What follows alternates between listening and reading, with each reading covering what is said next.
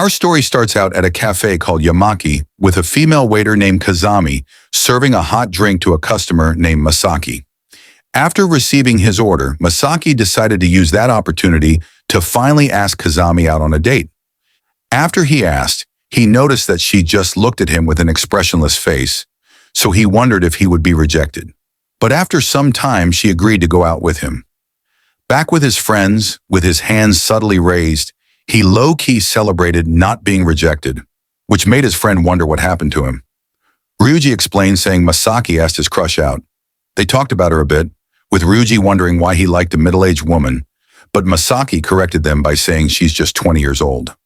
Ryuji didn't really mind that Masaki likes older women, but he had an issue with Kazami being an outcast. He went on to explain that she has a real mean look, but has decent jigglers. Masaki called them all idiots and told them to stop. Later on, Masaki met up with Kazami for their date and apologized for arriving late, to which Kazami meekly accepted.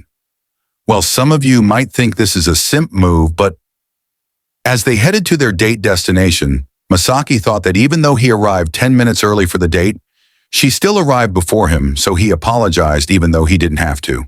He secretly wondered if she was also looking forward to their date. Arriving at the cinema, they picked a movie and went in to watch it. After the movie, they went somewhere to get a drink, and Masaki spoke about how much fun he had in the cinema. He said that he watched it without knowing what would happen, but he was still glad he watched it, even though the ending was bad for his heart. He thanked Kazami for telling him about it, which made her slightly blush. Masaki realized he was talking too much and apologized, but Kazami didn't mind and instead asked him if he was a cheerful person. He said he was, and she asked him how he manages to be so cheerful, which baffled him. She apologized for bringing it up and went on to say that she knows she's hard to deal with, but she doesn't know what to do about it. She lamented about how kind Yamaki's boss was to hire someone like her, and looking down, she said, although she's embarrassed, she has no friends to talk to about it. With a slightly red face, Masaki offered to give her advice to help her only if she's willing to accept it. With her still expressionless face, Kazami asked him if he would really do that for her, and he agreed to do so. He secretly thought he could use it as an excuse to keep asking her out. She thanked him for his help, and he told her it was nothing. After that, Kazami spoke about quite a few things. She spoke of how she found it hard to smile no matter how much effort she put into it, etc.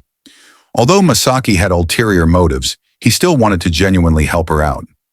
His first thought was getting her to wear bright clothes, so he read a few magazines, but Ryuji told him that wouldn't be helpful and advised him to suggest something he likes instead. And with the excuse of going to buy clothes together, he asked her out on a date. At the clothes store, Kazami wondered if he was always so fashion-conscious and brushing away her question. He asked her to wear something a little brighter, which would fit her more.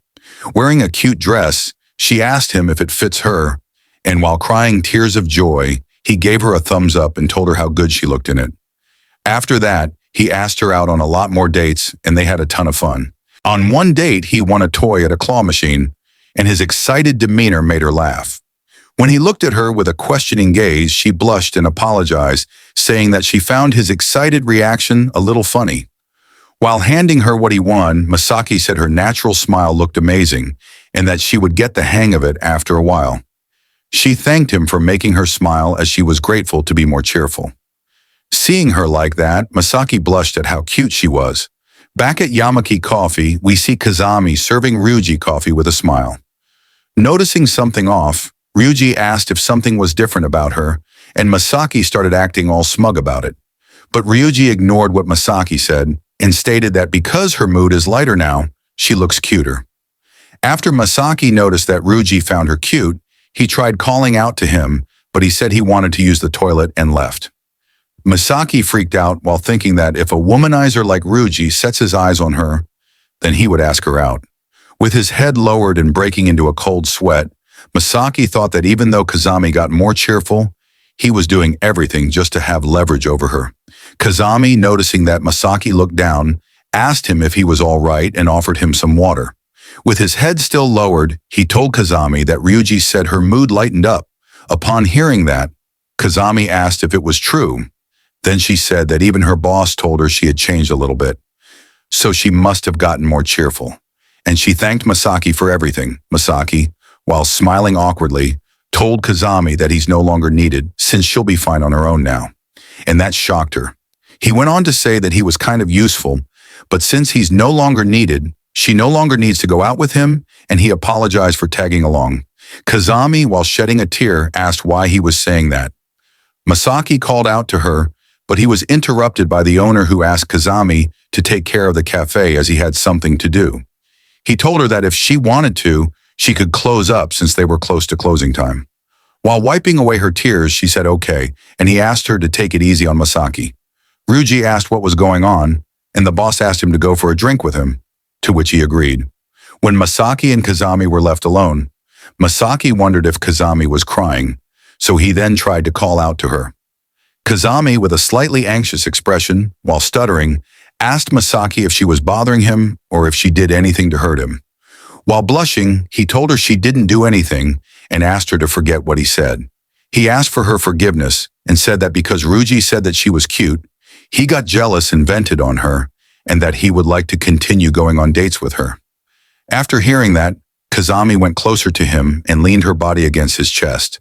While blushing, she told him that she thought she had gotten too vain, and he replied with a red face, saying his outburst was to monopolize her, even when he knows that she doesn't belong to him, and from there he uttered some gibberish.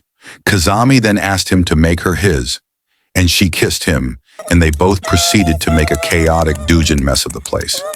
After everything, we see Kazami and Masaki outside the cafe. Kazami apologized for having Masaki help her clean up, and he asked her not to worry since he dirtied it himself. We also see the boss and Ryuji, who were watching them from behind the scenes. The boss was happy that everything went well, and Ryuji asked him if he knew that would happen, and the boss said he just had a hunch. Ryuji wondered how he could tell, before admitting that he's terrible at reading the mood. The boss told him that's fine since he's still young. While Kazami and Masaki were walking away together, Kazami asked Masaki if she could tell the boss about them since she got advice from him. He said he doesn't mind at all, and that it would make him happy. He then proceeded to ask her if she wants to watch another movie with him, and she said she would be happy to. The name of this doujin is EGAO no TSUKURIKATA, How to Make a Smile.